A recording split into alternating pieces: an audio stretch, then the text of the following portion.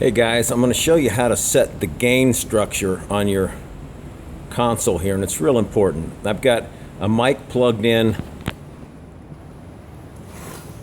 over here into Layman's channel. All right. Now this is not volume, so nobody get freaked out about not getting enough here. This is gain structure, and you may already know this, and I apologize if so, but it's just a real important part of your console. All right, there's Layman's channel, number 13. All right, you're going to hit the pre-fade listen, and now you're going to see up here, watch this thing. Now you're going to go to his gain channel, his gain structure. Get my finger out of the way and say, hey, check, check, check. Hey, 1, 2, hey, 1, and give it hell, Layman. Hey, 1, 1, hey, check, check. You don't want it going up into the yellow. Hey. So if you're screaming like, ah, you know what I mean? Get on it. This is just your gain. This keeps you from distorting in your channel. All right, then you've got a volume knob down here, so don't sweat the gain structure. Just set it correctly for every channel. Go through them every now and then. You'll look down here and you'll notice, you'll see it hitting this red thing in there. That little red thing, that means you're peaking, your channel's peaking, your gain is too hot. So again, hit your pre-fade listen and see what that gain is doing up there, and if you need to turn it down a bit. Now, if you do it right in the middle of the show, bad news, because that's going to drop everybody's volume on Layman's vocal. So you need to do that at setup, all right? I'll go on and talk about some other stuff here. All right.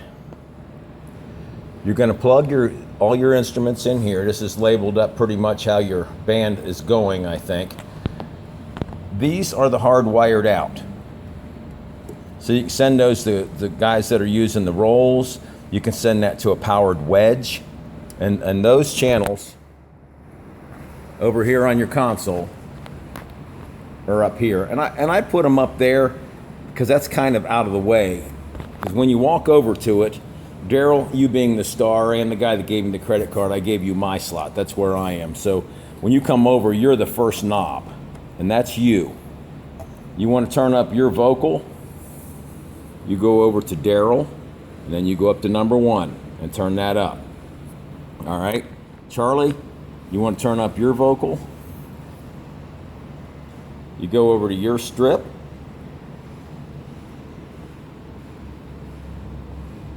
Over to Charlie's vocal and turn it up.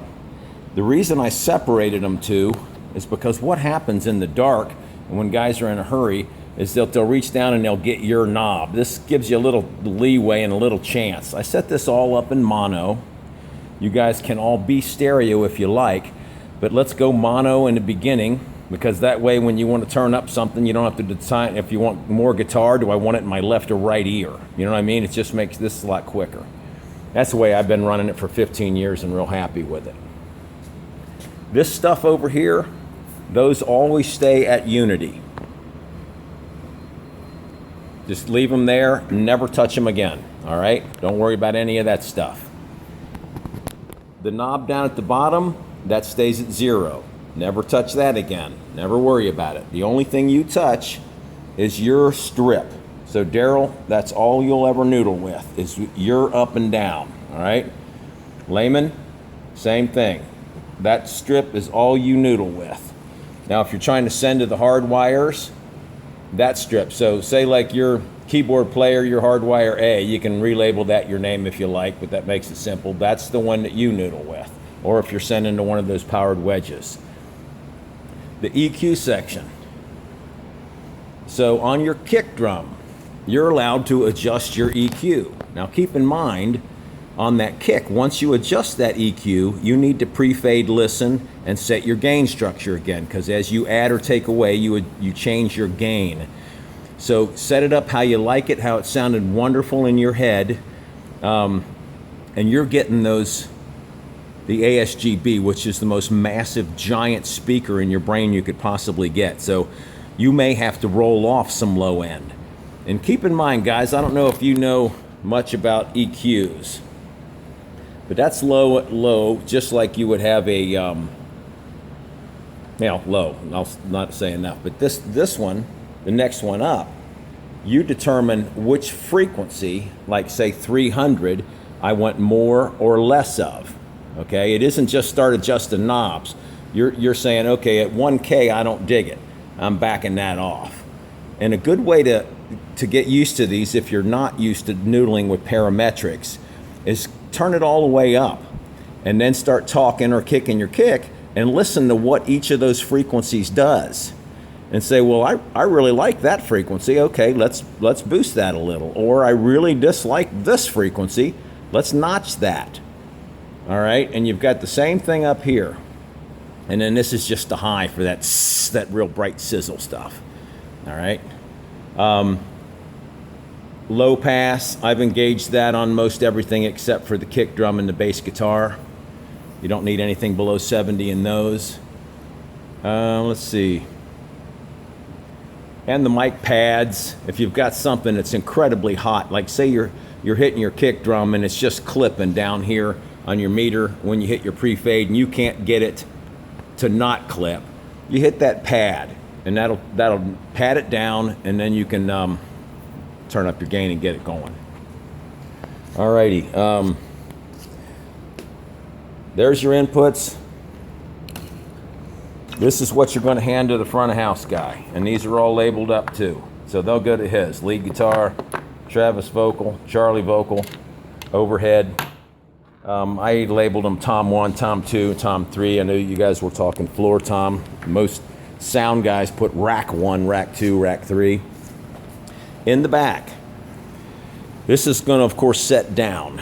But I wanted to show you that I've got strain relief down there. There's a bunch of extra garbage hanging in here because I had to change some cables around, but that'll tidy up.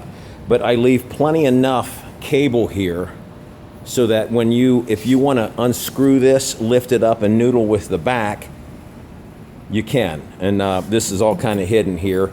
And I've got a bunch of used parts on this thing, rack parts, because it was just such a large rack. I'm trying to cover up some of this stuff. But all your main guts are, of course, brand new, but I used some used rack panels here and there.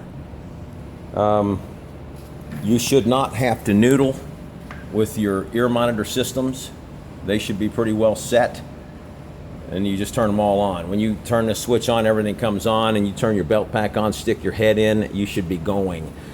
Now, the way I've set this up as far as a start point, the only thing I have going into each of your belt packs is your vocal mic. So when you plug in your vocal mic into that snake over there and you put your earphones in your belt pack, turn on and say check, you should be able to hear yourself. Then from that point, you can start adding kick drum, guitars, and everything you want. The frequencies, I've set them all up here for Cincinnati. You may have to change those. And I'll enclose a little manual here. And the reason you have to change them, if you ever get to somewhere and you're getting static, your ear mix sounds like hell, you're thinking to yourself, ear monitors suck. Well, you need to change your frequency because it's an RF issue in the place you are, all right? And you've got plenty of channels so you can find a new one. And I don't think it would be a bad idea to get into that direction book and do that once so that when you get somewhere, it's not a panic if you have to do it. You know, we run 10 channels and then a total of 20 wireless signals, so we often have to look for a new channel at different venues wherever you are in the country. Belt packs, they're all set up. Hang on a second here. I've turned the limiter to off. You don't want to use that thing, and they're in mono. Left, right, that stays in the middle. All you really should do is turn the darn thing on, plug your earphones into it, and be up and running, and start assigning what you want in your mix. And again, as you set this thing up first, everybody plug your instruments in, and somebody come over here and set the gain. Then you can come over and start adjusting your EQs, and you'll do this at rehearsal, of course. And once you set your EQs, reset the gain, and then start adding everything everybody wants. All right, it's important to get the console set up, and that'll save you a lot of trouble and distortions and things like that down the road. All right, I can't think of anything else to report. I will I've got it all running, everything's sounding good, so I'm gonna start boxing up, weigh it, get it on a skid, and then see about having a freight company come in beginning of next week. I'll keep you guys posted. See ya.